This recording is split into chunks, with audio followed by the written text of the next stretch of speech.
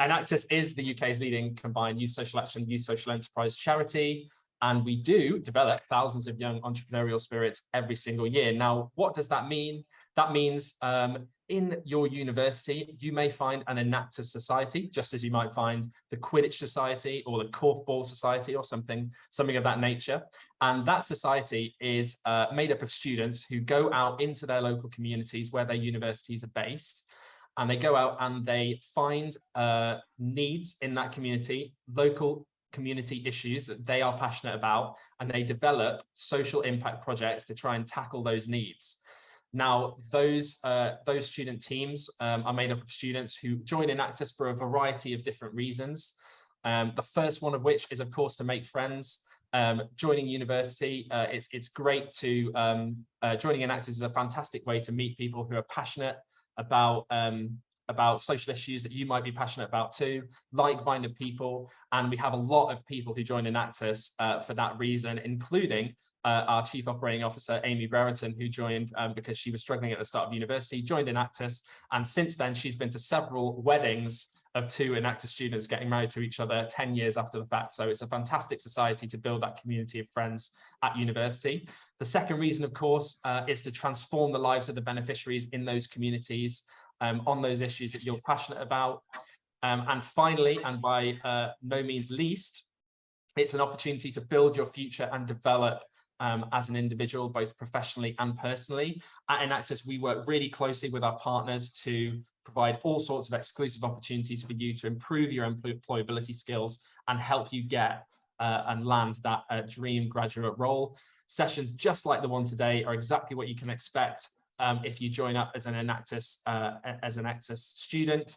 And you'll be hearing a little bit later on about a very exciting opportunity with Enterprise Rent-A-Car of a fast-track scheme for Enactus students if you're registered to skip straight through to a face-to-face interview with a branch manager. So you'll be hearing all about that later, and we'll be popping links into the chat as well on that. If you do want to register, scan the QR code that's on the screen now, and Ansha will also be popping a link into the chat if you're not already registered as an Enactus student.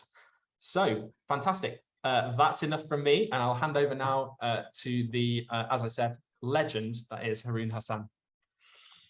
You're too kind. Thank you. Thank you very much for this. Let me get the screen up now. 1 second.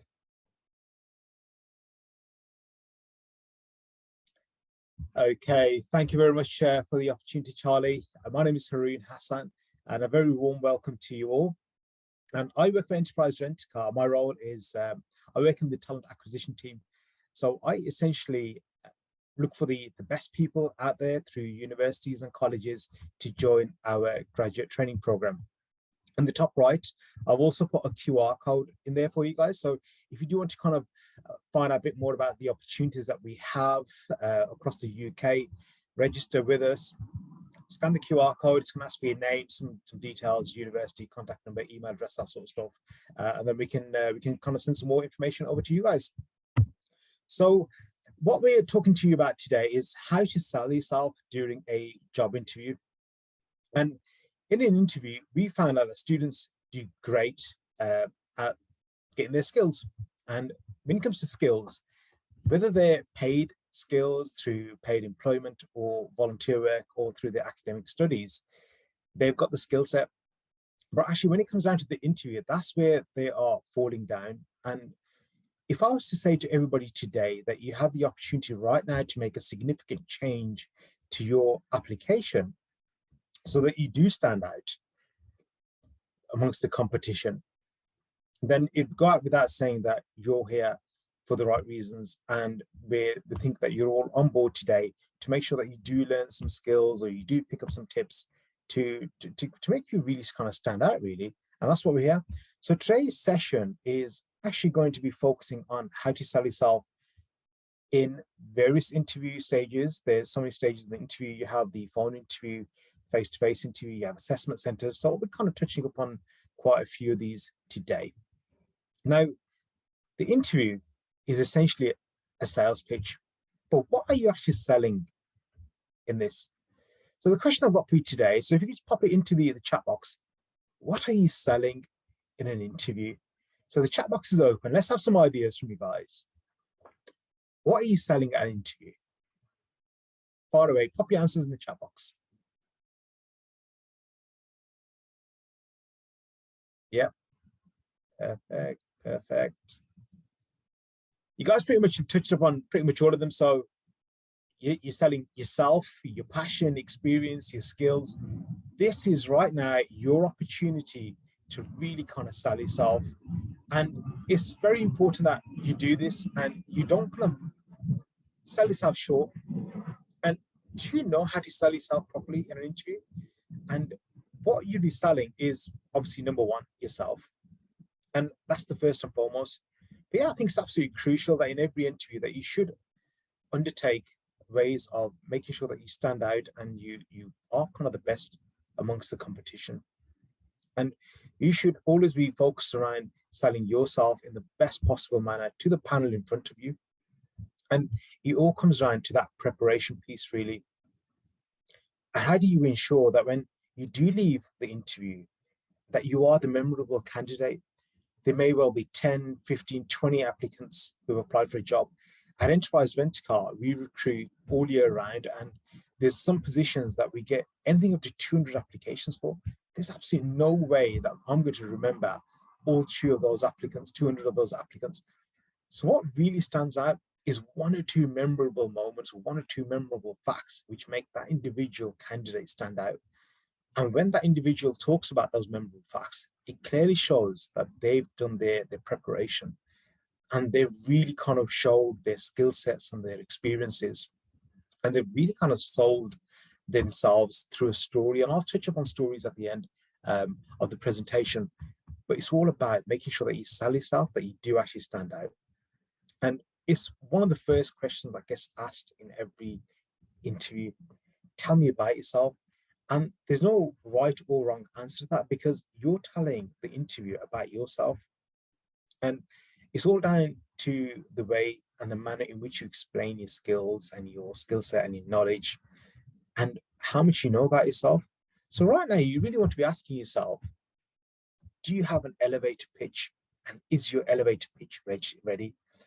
Because when that interviewer asks you, tell me about yourself, this is really where you need to make sure that your elevator pitch comes into play and really sells itself. So one of the first takeaways today is to make sure that your elevator pitch is ready.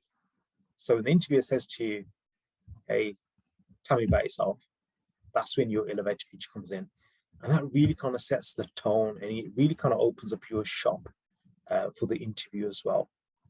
So make sure that's very, very important to make sure the elevator pitch is ready.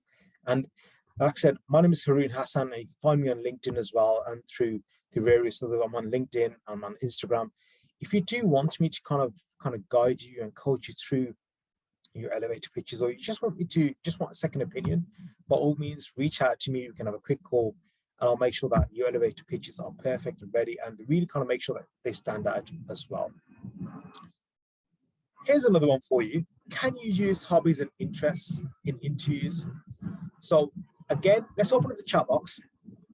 Other than employment and university experiences, which other examples can you use when it comes to highlighting skills and experiences? So question for you guys, again, once in the chat box, which other examples can you use when it comes to highlighting skills and experiences?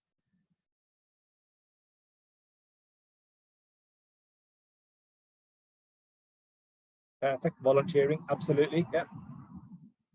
Playing sports, big one. So they're just some of the ones that you've touched upon. And often I get asked this all the time, and this happens during the careers fairs that we do, the webinars and the seminar shout-outs that we run on campus from students who say, how do I get across you understanding what I really do? And how do you overcome the hurdle of demonstrating all those skill sets that the job advert is showing? I've got so many skill sets, but I don't know how to kind of come across them. Or they say, but my experience is only in my previous employments or my part-time job or at university. And we hear this all the time. And you need to really ask yourself, are you utilizing your hobbies or your interests or your extracurricular activities to help you shape who you are? And hobbies and interests are so important. And at Enterprise Rent a Car, we want to know you, we want to know about your interests, because we recruit based on potential more than what your experience is. And your hobbies, your interests really kind of give us a good understanding as to how you fit into our culture, how you fit into our team. And this applies to most employers as well, because we're really about making sure people fit in and we work together to achieve a common goal. And candidates always talk around the degree and work experience because they are obviously important and you need those to secure graduate roles, but they're just pieces of the puzzle. Your own lived experiences and your own personal experiences are equally important. And if you can really kind of frame those in the right way, then you can tick off so many competencies from that job description. Now, here's one for your university students, and every university has societies, and these societies are very, very important. And you may have held a role if you're up in Scotland, I don't know, maybe the Harry Potter Society, if you're in Scotland, or you may have been a treasurer in a society, or you may have held a position as a marketing assistant or HR assistant in a society. It's crazy, but all these experiences come to use, and they're very, very important in actually talking about them. And you need to really kind of get those skill sets across. And sometimes you may consider these societies or these clubs or these events that you participate in and you're very instrumental in their success are insignificant, but really they're not. And if you can get your point across, they actually hold more value, more weight than your experiences at your employer or your current employment, or even at university, because these are niche experiences and they're very unique to you, and they really kind of define you, and they really kind of show your skill set. And I'm going to share a couple of examples. Like 2 weeks ago, and this is one of the most memorable ones I've got. I was in an interview, and this is so memorable for me. The individual gave me an example of their work at university and the interaction at university in the burlesque society, and it's something that you won't forget. I don't forget it. I've told so many people about it, and I've told you guys about it as well. And some people may think it's weird to talk about it. It's absolutely not. And their role in the burlesque society was being the marketing assistant. And what they did was they organized all the socials, the social media campaign. They came up with this communication strategy to get people interested. And these are all apt and very, very important skills for a role that you could be doing or applying for. And I do think it's still important to look beyond the obvious. And it's not just about thinking, oh, well, I wasn't the captain of a sports team, or I didn't play netball, or wasn't in a football team. And again, they're very important. They show teamwork and resilience and tenacity and dedication. But they're small components of a story that you're involved in. And you could also be talking about your interests in, say, outside of work. Are you part of a church or a religious group, or do you work with homeless people? Do you volunteer at a soup kitchen? All these are very, very important. My son is turning, this is a personal story for me, and I think it's great, really, and it's something that I've kind of guided him towards doing. He's turning 15 on Saturday, and he's very passionate at the same time about joining the Royal Air Force, and he's part of the cadets there. And the cadets, they're there. There's only about 15 positions. There's about 50 students in his school that are looking at applying. So what he's done to stand out is, for the last 4 months, he's been coaching the under-9 football team every Saturday for 2 hours. He doesn't get paid to do it. He does it purely out of passion. And as a recruiter, I asked him, I say, hey, Zachariah, what do you get out of doing this? He goes, Dad, this shows my future employers, and especially the RAF, that I'm a team player. I can guide a team. I can teach people a new skill. I can coach a team. I can take feedback. I can share knowledge and experiences that I've got. And it's just important that you share those skill sets, and you look for opportunities within your local community, within societies at your university, or any of the clubs outside of work. Because you might be thinking they're so insignificant. And my son thought that 2 hours on a Saturday, which employer is going to be bothered about that? But there's so much more to it. And I'm going to talk to you about how you should sell your story and share your stories and share your skill sets. But it's just very important that nothing is insignificant. And as long as you can tell your story effectively and properly, they all add so much. And it really helps you as an individual stand apart from the competition, because the competition is out there. So you just need to be kind of different on that. And And this one now, why should you share your story? Again, last question in the chat box. Should you sell or should you tell a story in an interview? What do you reckon? Or should you have closed answers, answer the question directly? Or are you looking at having stories? What do you reckon? Stories and no stories? Yeah, okay, good. Perfect. You guys are all correct there. And it's the biggest one there. There's another one, to make it personal, make you stand out, and to connect with the interviewer. Stories are so powerful. And one of the hardest things about interviews is to tell stories. But the quickest way to land on the positive side of the equation is simple. Tell a good story in your interview. Now, with the right narrative, you can make anyone you want feel great about you. And storytelling is a powerful tool. And when it comes to influence and persuasion, it's all about balancing. And the best way to achieve the balance is to do something that you've been doing most of your life. Just tell a story. And why does storytelling approach work well in interviews? Most specifically, you can use storytelling in interviews to bring a relevant experience to life. And you can help the interviewer visualize what you're doing and get them to feel the environment and the atmosphere and the actual event or the situation that you're in. And it allows you to share what you've learned from it as well. And the best thing about interviews, it really helps you convey something about you that you want the interviewer to appreciate and remember. And remember, a story can connect one person to another in a way that means something to both of you. Just like the way I gave you the example about the individual who I interviewed and gave me the example of being a marketing assistant in the Burlesque Society. I'm never going to forget that for life. And that individual stood out for me. And they did get the position as well. But it's purely because that individual did something that was different. They shared their story and they thought that it was the right thing to do, to share that experience. Even though we're talking about the Burlesque Society, some people may find it crazy or a bit weird or a bit strange, but we're not interested in the society type. We're interested in your skill set and what you've learned from that and what you can bring to Enterprise Rent-A-Car or to any other employer for that matter. And let's face it, right? The interviewer is going to ask you about your experiences because they're trying to figure out how competent you are. And the best way to kind of tell your story is by using the STAR method. And the STAR method is just so powerful. And it'll help you know how to tell a well-rounded, well-value added story instead of just saying something like, for example, the individual with the Burlesque Society, rather than saying, hey, I was part of the Burlesque Society, my role was to marketing assistant, and all I did was market the society. That's just boring. That doesn't tell you anything about the situation, doesn't tell you anything about the task, doesn't tell you anything about what you did, and doesn't tell the interviewer anything about the end outcome, doesn't tell you anything about the results. And this is where the STAR technique really helps you out. And STAR is an acronym for 4 key concepts, like I mentioned. And each concept is a step the job candidate can utilize to answer a behavioral interview question. By employing all 4 of these steps of the STAR technique, the job candidate can provide a comprehensive answer and nail the interview.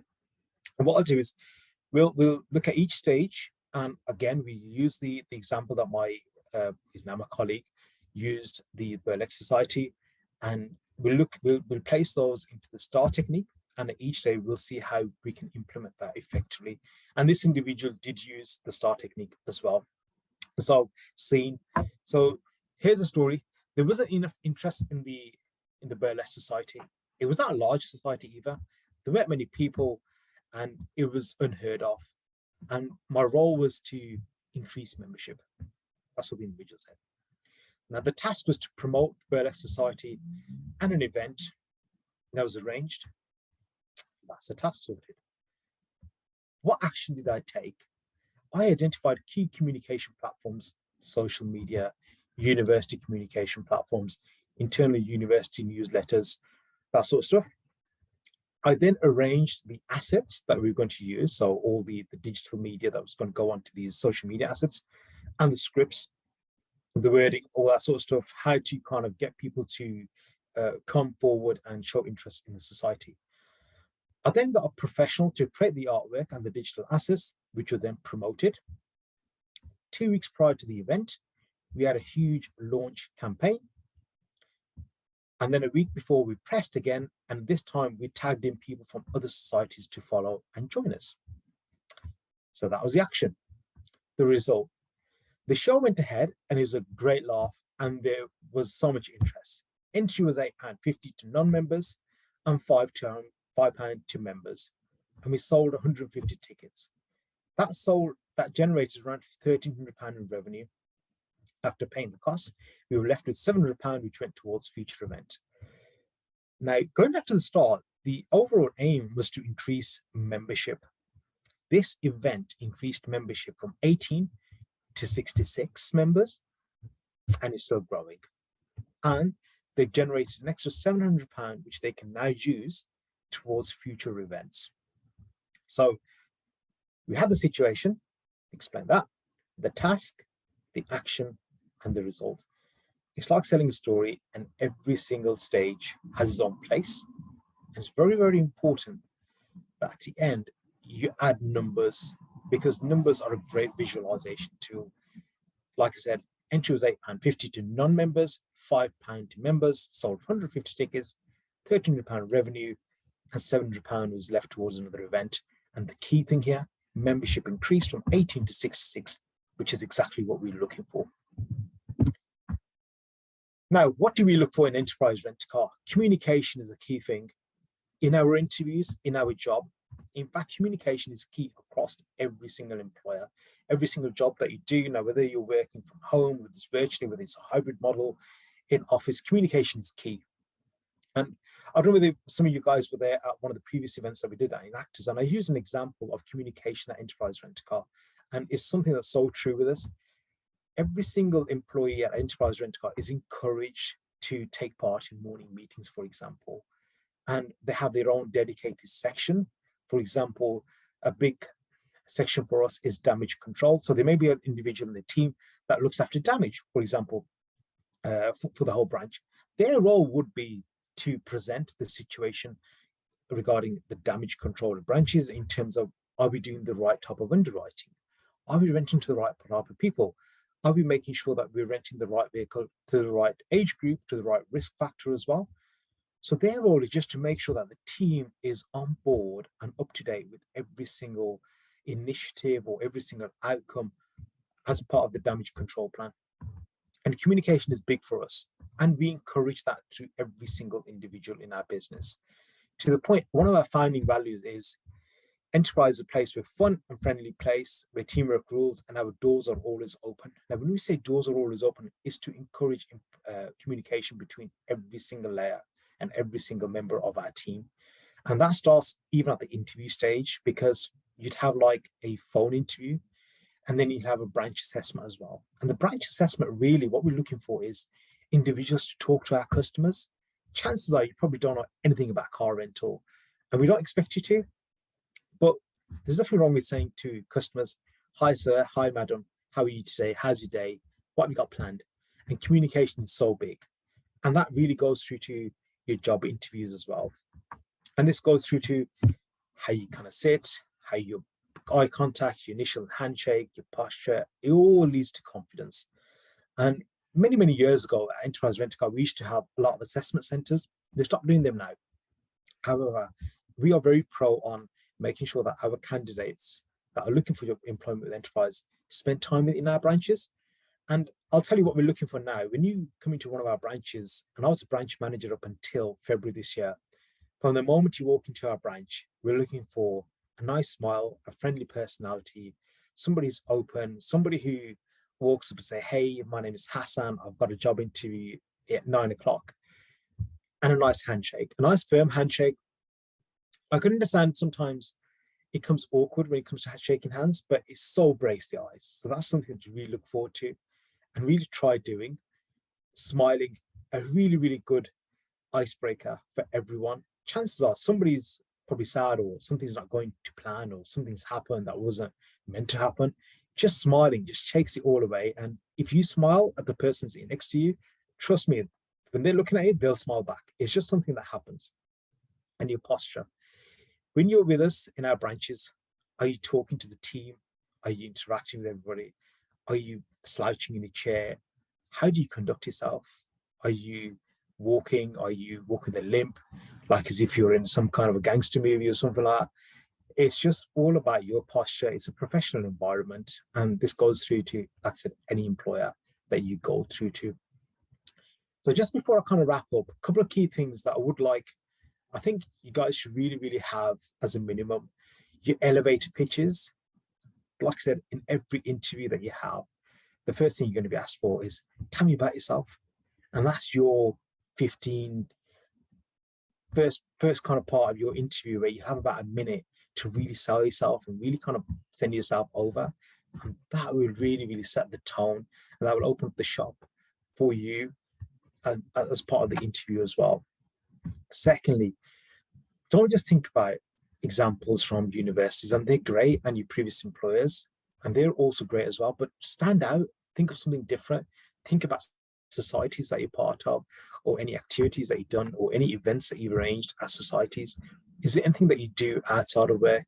Like I said, now there's so many people out there that need help and support and mental health issues as well. Are you part of any mental health societies? Are you part of a food kitchen? Are you part of, do you help out any homeless people? Do you even just chatting to people is really nice? Are you part of any clubs at your church or any other religious institute? Like Ramadan's a big one for us here in the UK. Do you help out people during Ramadan? Are you sharing food?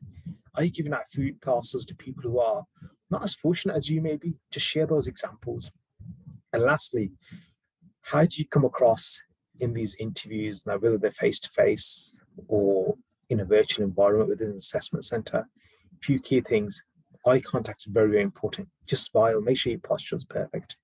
And when you kind of encompass all these three things together, they make your confidence. And if you get all these three things buttoned down, you'll stand out. And as an interviewer, as a recruiter, we look out for these three things, and they really, really help candidates stand out, especially when you've got over 150, 200 people applying for a job. You're only going to be focused on those 3 or 4 that really stand out to you. And Enterprise Rent-A-Car are recruiting all the time. There's a QR code in the top right corner. Click on that, or if you can scan on it through your phone, it will ask you, like I said, for some more information about yourself. Just pop your details in there. All we're looking for, like I said, is just your name, your email address, a few information, some information as to when you graduate. And we'll tell you all about some of our new opportunities. Alternatively, you can log into our website, which is careers@enterprise.co.uk. All of our latest opportunities on there. And talking about opportunities, we've got a big one coming up on the 31st of August. It is a unique collaboration between Enterprise Rent-A-Car and one of our partners, which is Enactus. Absolutely amazing opportunity. You get a fast track opportunity to have an interview with us, and if you're successful, we'll put you through to a branch.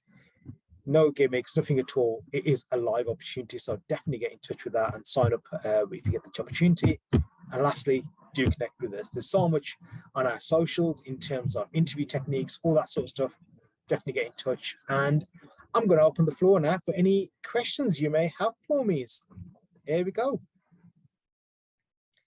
Over to you then, Charlie. And guys, if you've got any questions for me, fire away. I'm looking forward to them. Hassan, I've got a question for you. Go on then.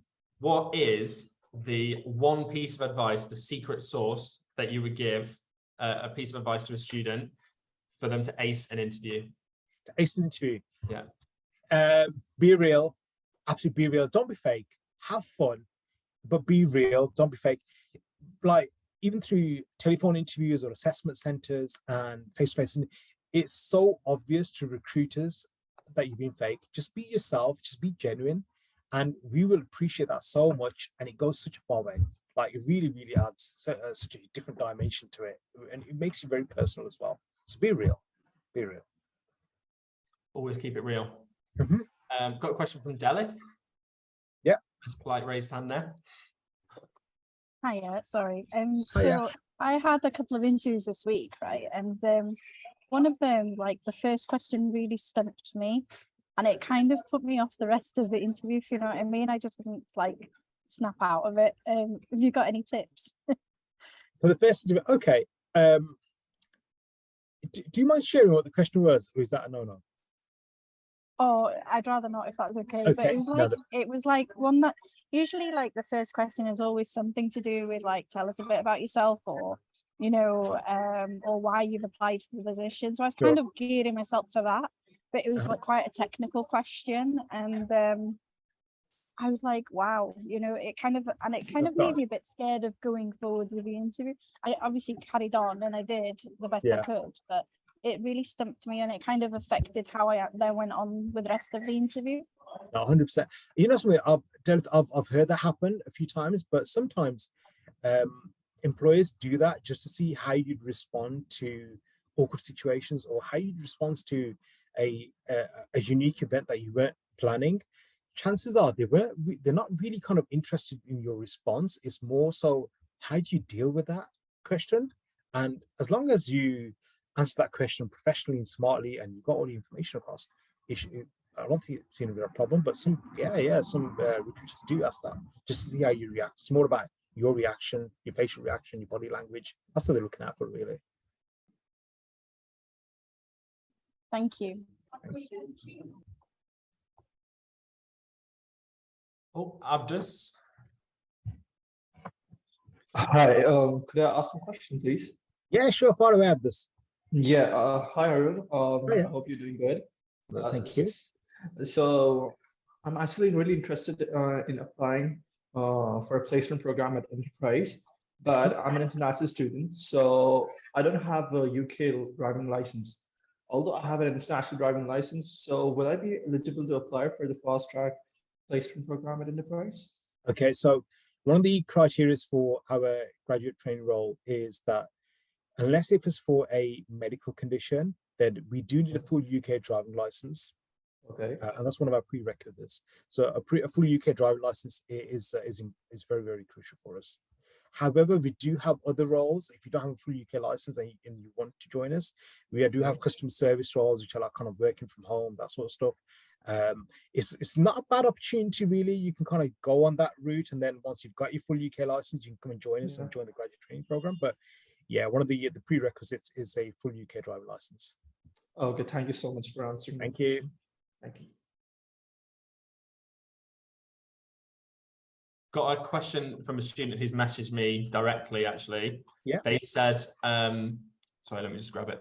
They said, how do you make an impression in an interview that's only 10 minutes long? Okay, cool. So if there's a 10 minutes long interview, I think really what they're looking at for is probably going to be something to do with pre-screening more than anything else. So chances are it's probably a job where a lot of people have applied to. So key thing here right now is your elevator pitch. They're going to ask you, tell me a bit about yourself. This is where your elevator pitch is the make or break, in my opinion. So make sure your elevator pitch is number one for the start. Keep the information quick, keep it concise, but your elevator pitch needs to be 10 out of 10. So focus on the elevator pitch on this one.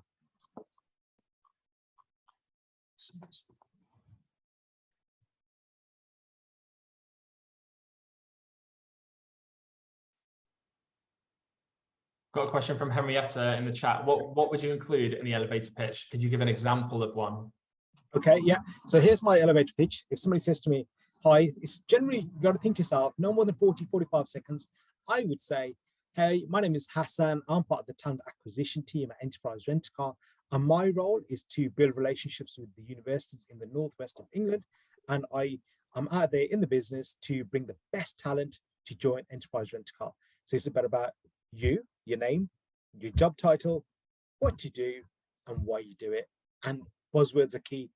My role is to increase the best talent for our business. So keep it quick, keep it concise, but powerful. Got a question from Jar. How long do you have in the fast track interviews?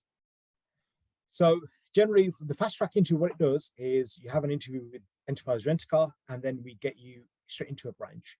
Your branch assessment normally lasts for no more than about 2 to 3 hours.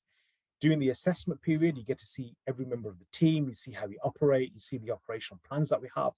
And then right towards the end, you have like a 40 to 45-minute interview with an area manager. And that's really when we're trying to find out a bit more about you, your skill sets, your knowledge, your understanding, your experience. And we're just trying to identify what you can bring to us. And like I said, We're looking for potential, what you can do for us, how you can help us grow, and we can help you grow professionally as well. Anshul's been sent a message directly. He said, could you please advise on what you can do to improve your skills? It's a very general question. Okay, so it is definitely a very general question. However, I would strongly recommend utilizing the STAR method to answer your questions.